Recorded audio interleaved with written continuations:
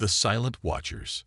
Dr. Elena Martinez stood before the massive holographic display at the Lunar Deep Space Observatory, her dark eyes reflecting the strange signal pattern that had puzzled Earth's best minds for the past 3 weeks.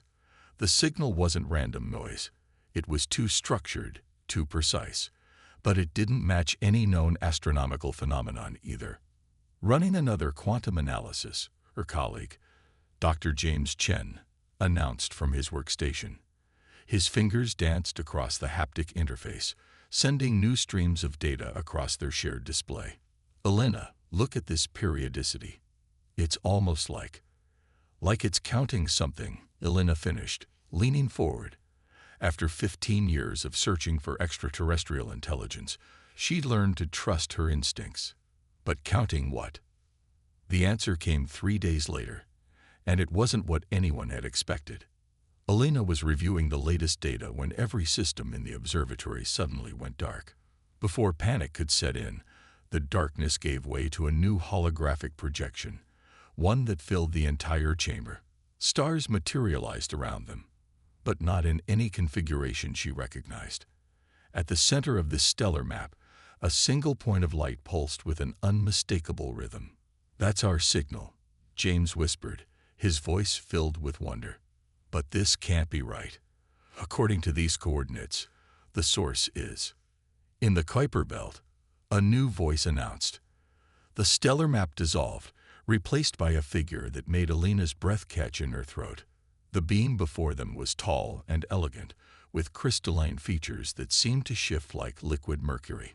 Its form was vaguely humanoid, but there was nothing human about the way light played across its surface, creating patterns that somehow conveyed both language and emotion. "I am Sentinel Prime Arxis of the Collective," the being continued. "We have watched your species for 3 centuries. Recent developments have forced us to accelerate our timeline for contact." Elena found her voice first. "You've been watching us." From the Kuiper belt. "One of many observation posts," Arxis confirmed. "Your species' rapid technological advancement required careful monitoring. You are, after all, quite dangerous." James stepped forward. "Dangerous? We've barely left our own planet. Your physical capabilities are not what concern us," Arxis explained. "It is your evolutionary heritage. You are apex predators, beings whose ancestral success came from hunting, from violence. Such species rarely develop the cooperation necessary for advanced civilization. When they do, the results have historically been catastrophic." Elena felt a chill run down her spine. "You're saying you've encountered other predator species?" 12, Arxis answered. 9 destroyed themselves before achieving interstellar travel. 2 attempted to conquer neighboring systems. The last, a ripple of what Elena interpreted as distress passed across the being's crystalline surface. The last became the Nexus Hive, a threat that still haunts the outer rim. "But we're different," Elena protested. "Look at our history. Yes, there's violence, but there's also art, music, philosophy. We've built global cooperation, developed peaceful conflict resolution." "Your achievements are noted," Arxis interrupted. "They are also recent, a mere eye blink in evolutionary terms. The collective cannot risk another predator species gaining access to advanced technology without proper safeguards." James crossed his arms. "So what are you saying? That humanity should be quarantined?" "That was our original intention," Arxis admitted. "However, your detection of our monitoring station has forced us to consider alternatives. The Collective's council is divided on how to proceed." Elena saw an opportunity. "Then let us prove ourselves. You've watched us from afar. Now work with us directly. See who we really are, not just what our biology might suggest." Arxis' form shifted, patterns swirling in what might have been contemplation. "An interesting proposal, but proof requires testing, and testing carries risk." "All progress carries risk," Elena countered. "But consider this. If humans can demonstrate that predator species can become something more than their evolutionary heritage, wouldn't that change everything? Not just for us, but for how you approach other developing worlds. The crystalline being was silent for a long moment. When it spoke again, its tone carried what Elena thought might be curiosity. Your argument has merit. Perhaps there is a way to test your species while containing potential risks. Name it, Elena said firmly. The collective faces a crisis, Arxis explained. A peaceful species, the harmonious drift, has detected an approaching stellar phenomenon that will destroy their homeworld. They require evacuation, but their physiological requirements make traditional methods challenging. We need innovative solutions that perhaps only a predator's instincts for survival might conceive. You're offering us a chance to help, James asked. We are offering you a test, Arxis corrected. How your species approaches this crisis will reveal much about your true nature. Will you seek to exploit a vulnerable civilization? Will you demand technology in exchange for aid? Or will you demonstrate the cooperation you claim to value? Elena and James exchanged glances. This was more than first contact. It was humanity's chance to prove that being a predator didn't mean being a threat. That the very traits that made them dangerous could also make them protectors. When do we start? Elena asked. Arxis's form brightened. The collective council must approve, but preliminary discussions can begin immediately. Be warned, you will be carefully monitored. Any sign of aggression or exploitation will result in immediate quarantine of your system. Understood? Elena nodded. But you should be warned too. When humans commit to helping others, we can be surprisingly stubborn about it. Indeed, patterns of what might have been amusement played across Arxis's surface. Then perhaps it is time to discover whether evolution's gift of predatory traits can serve a higher purpose, whether hunters can become guardians. As the holographic image faded, Elena turned to James. Well, it looks like humanity's first real test isn't going to be reaching the stars. No, he agreed. It's going to be proving we deserve to be among them. Elena looked back at the space where Arxis had been, her mind already racing with possibilities.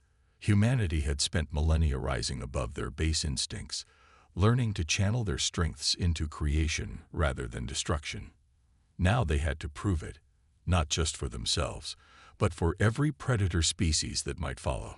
The silent watchers had revealed themselves. The test had begun, and humanity's place among the stars hung in the balance. Trial of resilience. The holographic display in the United Earth Council chamber showed a planet wreathed in swirling violet clouds. To most humans present, it might have looked beautiful, but Elena Martinez saw only the impending catastrophe. The harmonious drift's homeworld had less than 6 months before it would pass through a quantum filament storm, a cosmic phenomenon that would render its atmosphere lethal to its inhabitants. Their biology is unlike anything we've encountered, Dr. Chen explained to the assembled council members.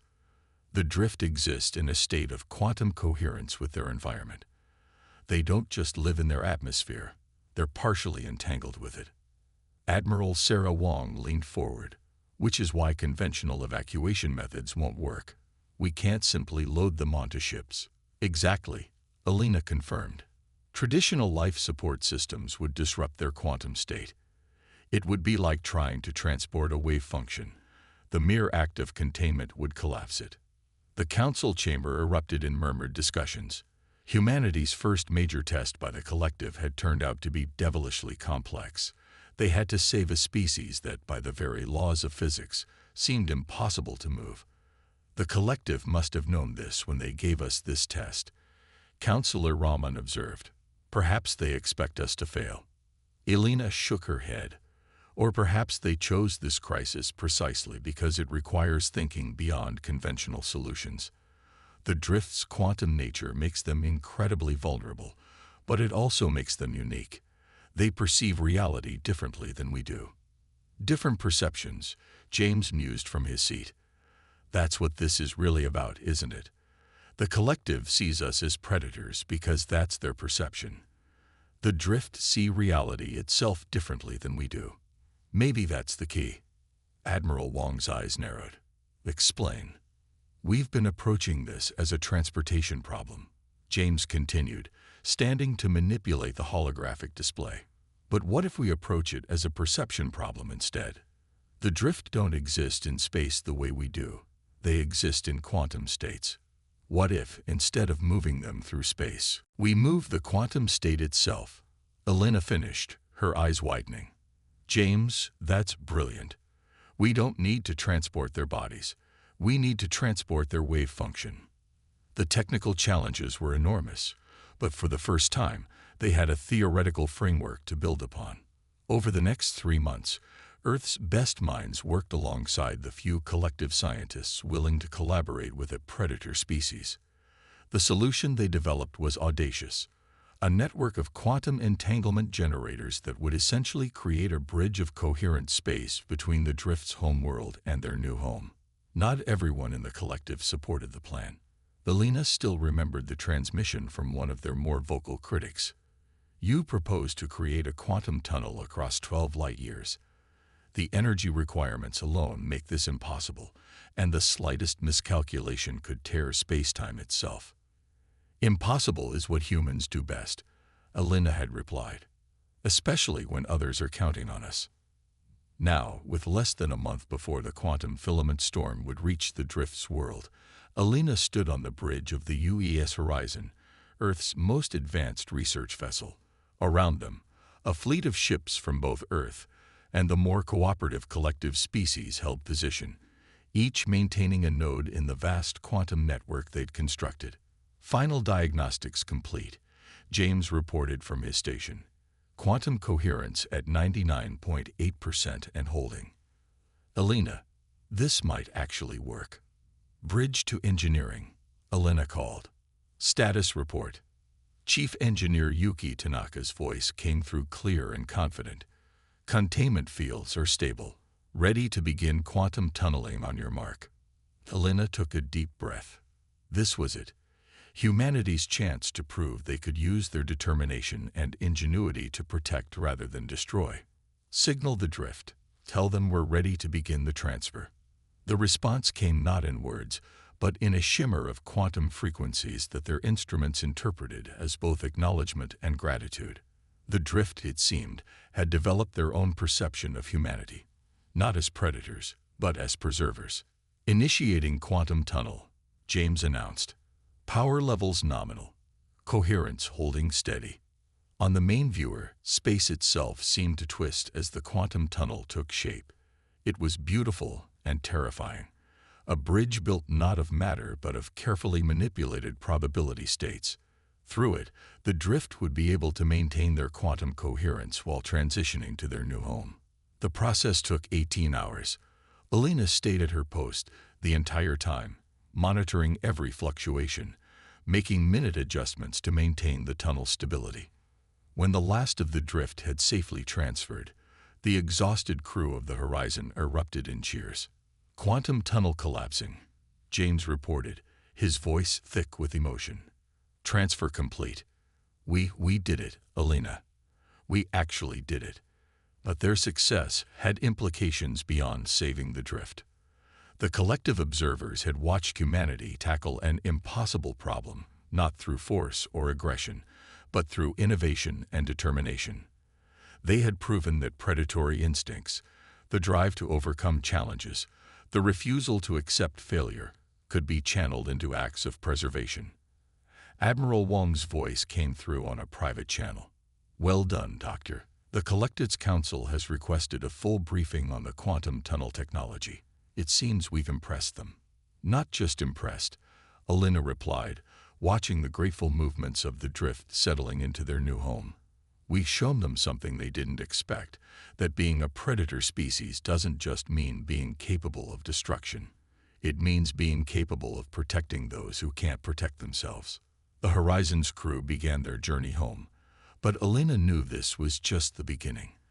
They had passed one test, but the collective would be watching for more. Humanity had shown they could be guardians, but they would need to prove it wasn't a one-time event. As she prepared her report for Earth's Council, Elena smiled. Let them watch, she thought. We'll show them what humanity can really do when we have someone to protect. The hive's shadow. The emergency alert came during Elena's presentation to the Collective Council. She had been explaining the principles behind the quantum tunnel technology when every display in the chamber suddenly shifted to a deep crimson. Sentinel Prime Arx's crystalline form pulsed with patterns she had never seen before. Fear, she realized. The Sentinel was afraid. Multiple breaches detected in the Outer Rim Defense Network. A voice announced in the universal translation frequency. Nexus Hive vessels confirmed. They've found a way through our quantum barriers. The chamber erupted in chaos. Species that Elena hadn't even known could move quickly were suddenly rushing to emergency stations. In the midst of it all, Arxis remained eerily still, patterns of light cascading across their surface. Dr. Martinez, the Sentinel Prime's voice cut through the chaos. You and your species have shown remarkable problem-solving capabilities. I fear we will need them sooner than expected. James, who had been assisting with the technical presentation, stepped forward. The Nexus Hive. You mentioned them during first contact. You said they were a predator species that went wrong. Wrong is an inadequate description, Arxis replied. They are what we feared humanity might become, a species that embraced their predatory nature without tempering it with wisdom. They do not simply conquer, they consume. They do not merely fight. They evolve to overcome any defense. And now, they have evolved beyond our strongest barriers. Elena studied the tactical displays showing the hive's advance. Their ships moved with an organic fluidity that seemed impossible for mechanical constructs. Those aren't ships in any conventional sense, are they? No, Arxis confirmed. The Nexus Hive long ago merged their biological and technological development. Their vessels are grown, not built. Each one is a semi-sentient extension of their collective consciousness. Like a superorganism, James murmured. Fascinating and terrifying. Our standard tactics have proven increasingly ineffective, Arxis continued. The hive adapts to each strategy we employ. Our greatest advantage was our quantum barrier network, but now. Elena watched the display as another defense point went dark. The hive's ships, if you could call them that, move like a swarm of predatory fish, each motion perfectly coordinated. Then something clicked in her mind. They're using our own quantum technology against us, aren't they? She asked. The principles we demonstrated with the drift evacuation. The hive must have been watching. They've adapted it to penetrate your barriers. Arxis' surface rippled with confirmation. Your species' innovation may have inadvertently given them the key they needed. Then let us help fix it, Elena insisted. Humanity has spent millennia studying predator behavior, including our own. We understand how predators think, how they hunt. Maybe that's exactly what you need right now. The Sentinel Prime was silent for a long moment. Around them, the emergency response continued, but Elena could sense other council members paying attention to their exchange. The chamber erupted in chaos. Species that Elena hadn't even known could move quickly were suddenly rushing to emergency stations. In the midst of it all, Arxis remained eerily still, patterns of light cascading across their surface. Dr. Martinez, the Sentinel Prime's voice cut through the chaos. You and your species have shown remarkable problem-solving capabilities. I fear we will need them sooner than expected. James, who had been assisting with the technical presentation, stepped forward. The Nexus Hive, you mentioned them during first contact. You said they were a predator species that went wrong. Wrong is an inadequate description, Arxis replied. They are what we feared humanity might become, a species that embraced their predatory nature without tempering it with wisdom. They do not simply conquer, they consume. They do not merely fight. They evolve to overcome any defense. And now, they have evolved beyond our strongest barriers. Elena studied the tactical displays showing the hive's advance. Their ships moved with an organic fluidity that seemed impossible for mechanical constructs. Those aren't ships in any conventional sense, are they? No, Arxis confirmed. The Nexus Hive long ago merged their biological and technological development. Their vessels are grown, not built. Each one is a semi-sentient extension of their collective consciousness. Like a superorganism, James murmured. Fascinating and terrifying. Our standard tactics have proven increasingly ineffective, Arxis continued. The hive adapts to each strategy we employ. Our greatest advantage was our quantum barrier network, but now. Elena watched the display as another defense point went dark. The hive's ships, if you could call them that, moved like a swarm of predatory fish, each motion perfectly coordinated. Then something clicked in her mind. They're using our own quantum technology against us, aren't they? She asked. The principles we demonstrated with the drift evacuation. The hive must have been watching. They've adapted it to penetrate your barriers. Arxis' surface rippled with confirmation. Your species' innovation may have inadvertently given them the key they needed. Then let us help fix it, Elena insisted. Humanity has spent millennia studying predator behavior, including our own. We understand how predators think, how they hunt. Maybe that's exactly what you need right now. The Sentinel Prime was silent for a long moment.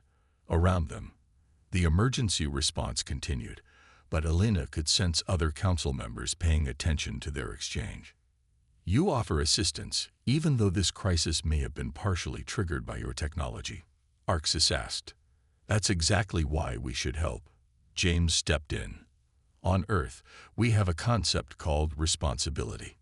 If our actions contributed to this situation, we have a duty to make it right. A new alert sounded. The tactical display showed 3 more defense points had fallen. The hive was moving faster now, learning, adapting. Very well, Arxis decided. Humanity has proven its potential as guardians. Now we will see if you can help us against a species that represents everything we feared you might become. The next few hours were a blur of activity. Elena and James were given access to the collective's full data on the Nexus Hive, while Admiral Wong coordinated with Earth to mobilize their most advanced ships. What they learned about the hive was both fascinating and horrifying. The hive had once been a species much like humanity. Tool users, problem solvers, predators who had developed intelligence. But instead of learning to temper their predatory instincts, they had enhanced them. They had used biotechnology to amplify their aggressive traits, to speed up their evolution, to become the ultimate hunters. Look at their attack patterns, Elena pointed out during a strategy session. They're using classic predator tactics: isolate, surround, overwhelm. But they're doing it on a galactic scale. And like any good predator, they adapt to their prey's defenses, James added. But that might be their weakness. They're so focused on adaptation, on becoming the perfect predator, that they've lost something essential. What do you mean? Arxis asked. Innovation, Elena realized. True innovation doesn't come from just adapting to what exists. It comes from imagining what could be. The hive improves itself, but always along the same paths, becoming stronger, faster, more efficient at hunting. They're trapped in an evolutionary dead end of their own making. And that gives us an advantage. Admiral Wong spoke up from her command position aboard the UES Horizon. We don't need to outfight them. We need to outthink them. The plan they developed was audacious. Using the quantum tunnel technology that had saved the drift, they would create a network of quantum lures, false quantum signatures that would appeal to the hive's predatory instincts. But unlike their previous tunnel, these would be deliberately unstable. When the hive attempts to adapt to these quantum frequencies, they'll be caught in a cascade of shifting probabilities, Elena explained to the council. Their own adaptive nature will work against them. The more they try to evolve to match the quantum states, the more unstable their own biomechanical systems will become. You propose to turn their greatest strength into a weakness, Arxis observed. A strategy worthy of a predator. No, Elena corrected. A strategy worthy of a guardian. We're not doing this to destroy them, but to stop them from destroying others. The quantum cascade won't kill them. It will force them to retreat and rebuild, giving the collective time to develop more permanent defenses. The implementation was dangerous. Human ships worked alongside collective vessels, placing quantum lures in precise positions while staying just ahead of the advancing hive. More than once, they nearly lost ships to the hive's attacks. But slowly, methodically, the trap was laid. When the hive encountered the first quantum lure, their reaction was exactly as predicted. Their ships swarmed toward it, attempting to adapt to and consume its energy. The cascade began, rippling through their biomechanical systems like a virus. "It's working," James reported, watching the tactical display. "Their ships are losing coherence. The swarm is breaking apart." Elena watched as the mighty hive fleet began to retreat, their perfectly coordinated movements now erratic and confused. They had done it. Humanity had helped stop one of the galaxy's greatest threats, not through superior firepower, but through understanding of predatory nature itself. As the crisis subsided, Elena found herself alone with Arxis in the council chamber. "You have given us much to consider," the Sentinel Prime said. "Perhaps we were wrong to assume that predatory traits must always lead to destruction. Your species has shown that understanding such traits can be key to defending against them." "We had good teachers," Elena replied. "Our own history taught us the importance of channeling our nature toward protection rather than predation. Maybe that's what the hive never learned, that being strong doesn't mean you have to be a destroyer. You can be a guardian instead." The real work was just beginning. The hive would return, adapted to their quantum trap. But now the collective had a new perspective on handling predator species, and humanity had proven themselves as valuable allies in the defense of galactic peace. The stars held new challenges, but Earth would face them not as hunters, but as protectors. They had shown the galaxy that predators could become guardians, that strength could serve wisdom, and that the very traits that made them dangerous could make them the greatest defenders of all. Diplomatic warriors. The collective's Grand Assembly Hall had never hosted a predator species before. Now, Elena Martinez stood at its center, addressing representatives from over 300 civilizations. The recent victory against the Nexus Hive had earned humanity a voice in the collective's deliberations, but trust remained fragile. "The quantum cascade defense bought us time," Elena explained, her voice carrying across the vast chamber.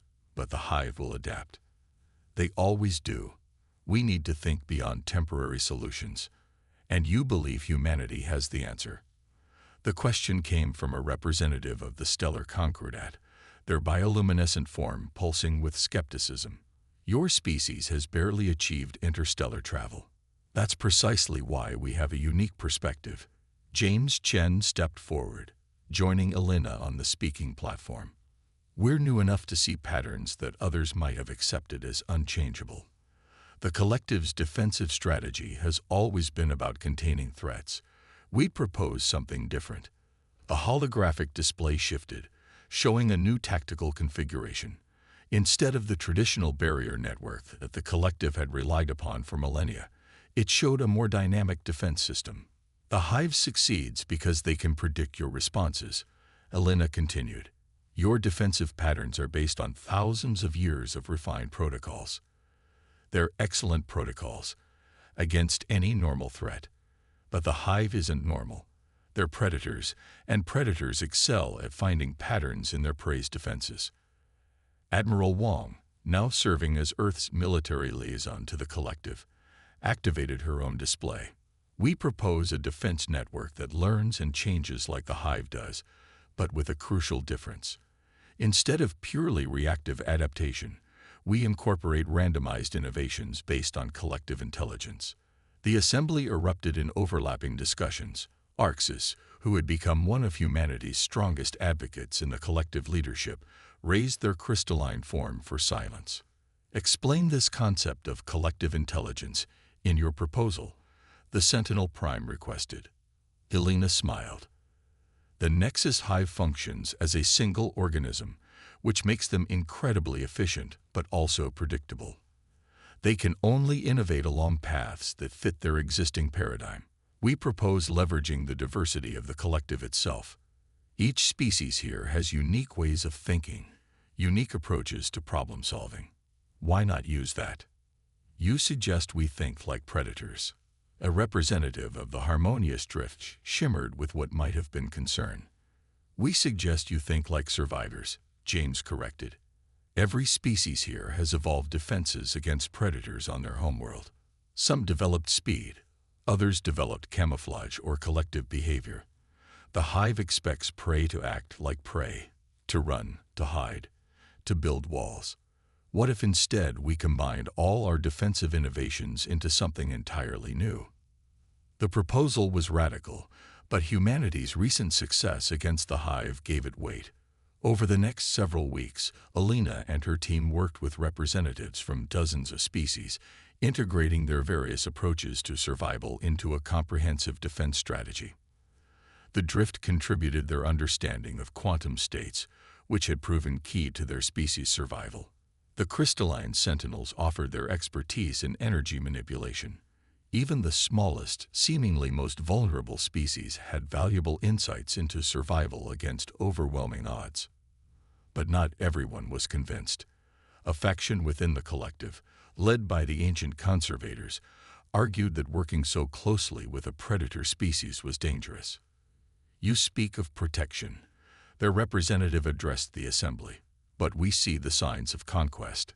Humanity arrives, and suddenly our most sacred defensive protocols are being rewritten. Our technological secrets shared. This is precisely how predator species operate. They gain trust, then strike." Alina felt the weight of countless alien gazes upon her. This was a crucial moment. Their response would either reinforce the ancient conservators' fears or help bridge the gap of understanding. "You're right to be cautious," she began, surprising many. "Predator species can be dangerous. We know this better than anyone because we've spent our entire history learning to control and channel our predatory instincts. But consider this. What makes a predator successful isn't just their ability to hunt, but their ability to protect their community." She brought up historical images from Earth: wolves defending their pack, lions guarding their cubs, human civilizations banding together to protect the vulnerable. On our world, the most successful predators are those that learn to be guardians.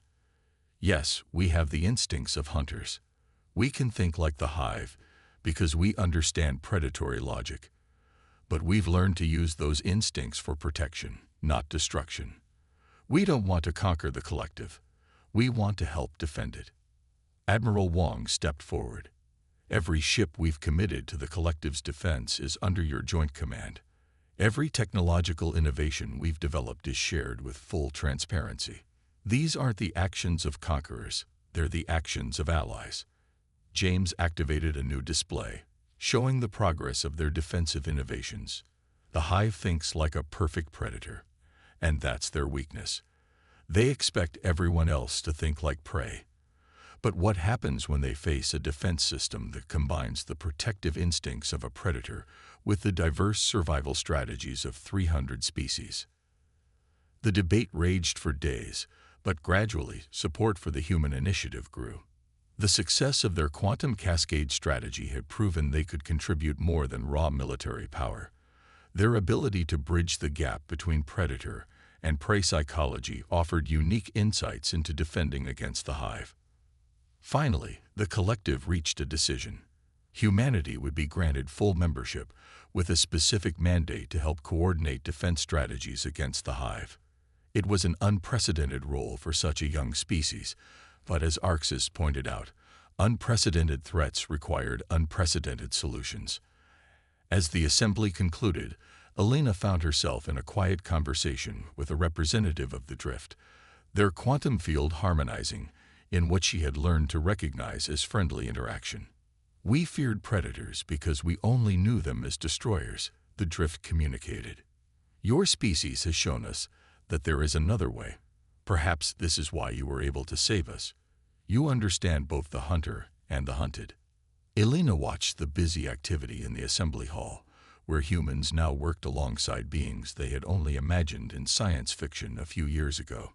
Each species brought its own fears, its own strengths, its own way of seeing the universe. Together, they were creating something entirely new, a defense network that was also a bridge between different ways of thinking. "The hive sees the galaxy as a hunting ground," she replied.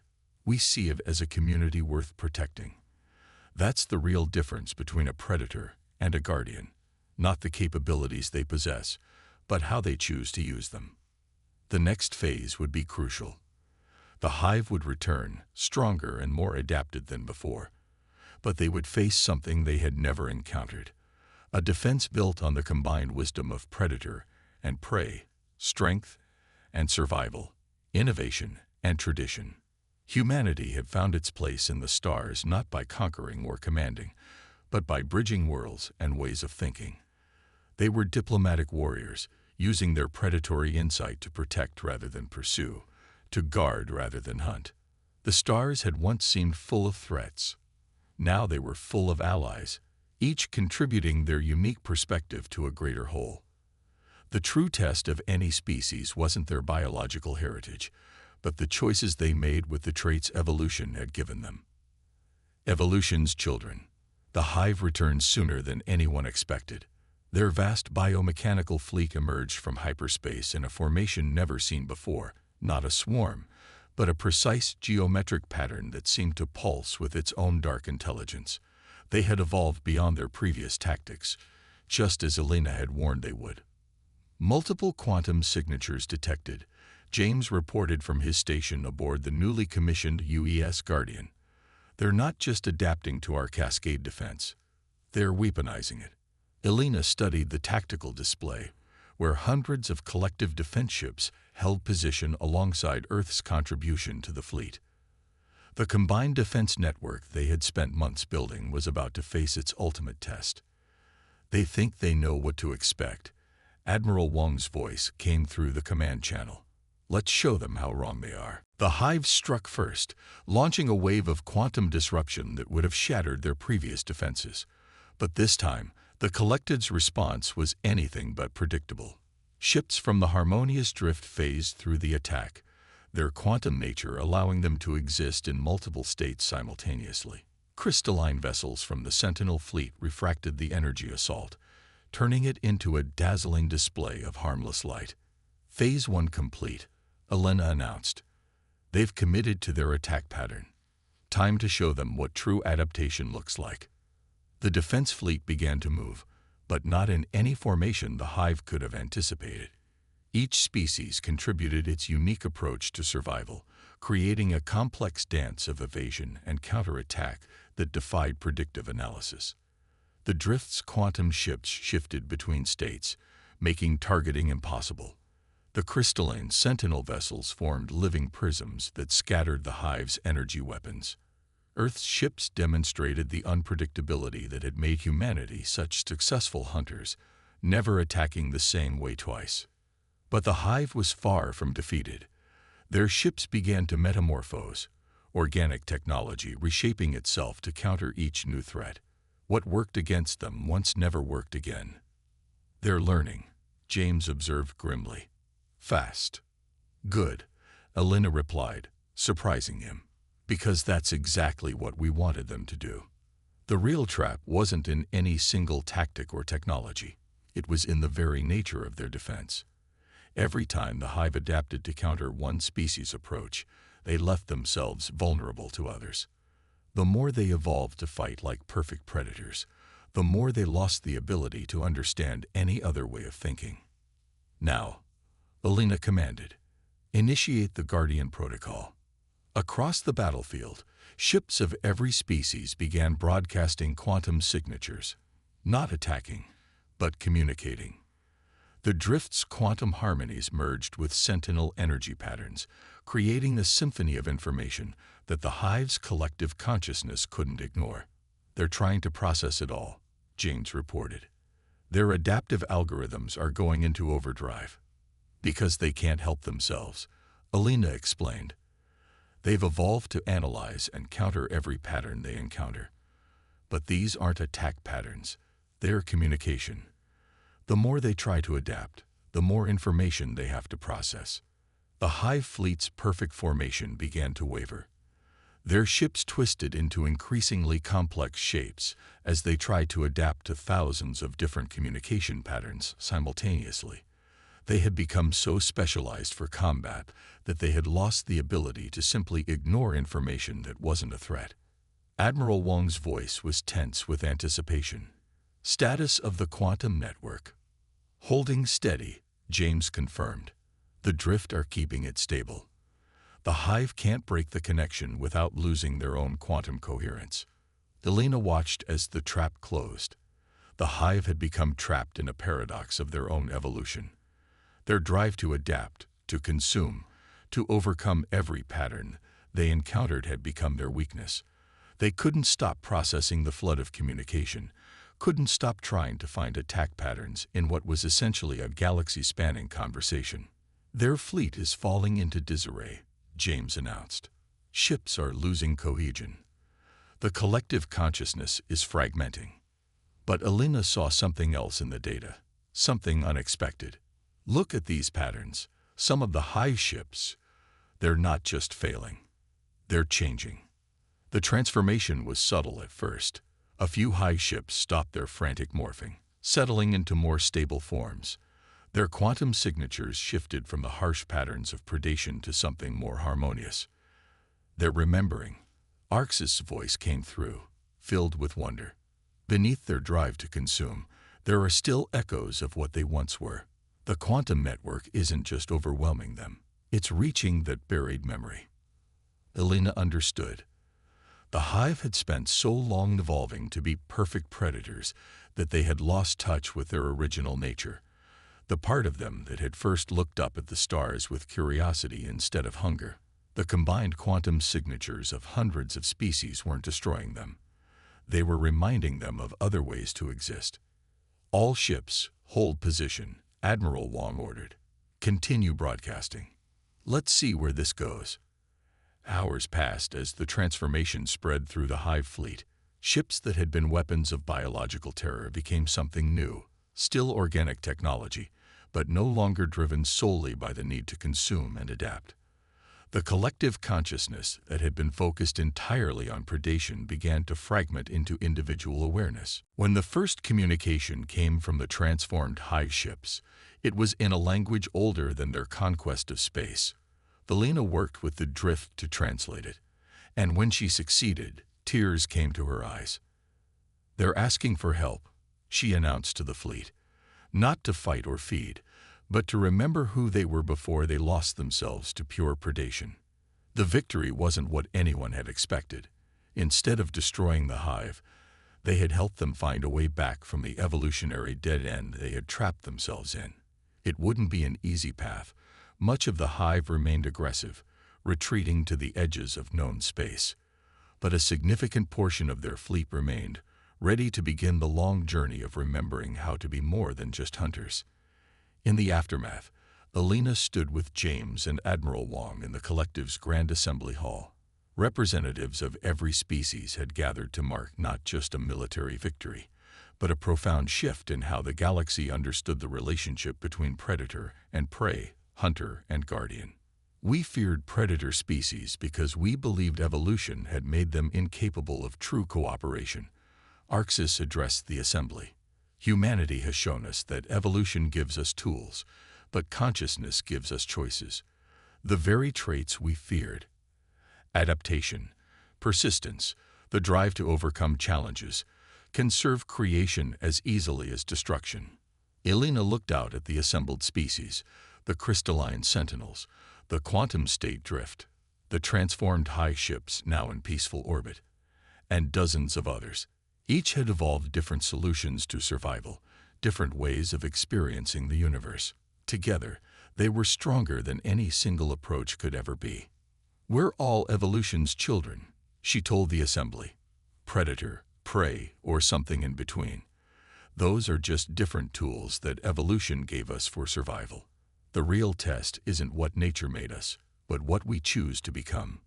The Guardian Protocol became more than just a defensive strategy. It became a philosophy, a recognition that strength and vulnerability, protection and survival, hunting and harmony, were all part of the same great dance of life. Humanity had found its place in that dance, not by denying their predatory nature, but by choosing to use it in service of something greater than themselves. The stars were no longer filled with threats to contain or resources to consume. They were filled with different ways of being, different paths of evolution, different choices about how to use the gifts that nature had given. And in that diversity, in that great web of different approaches to existence, they had all found something stronger than any single species could achieve alone. They had found a way to be both strong and wise, both capable and compassionate, both predator and guardian. They had found a way to be truly alive.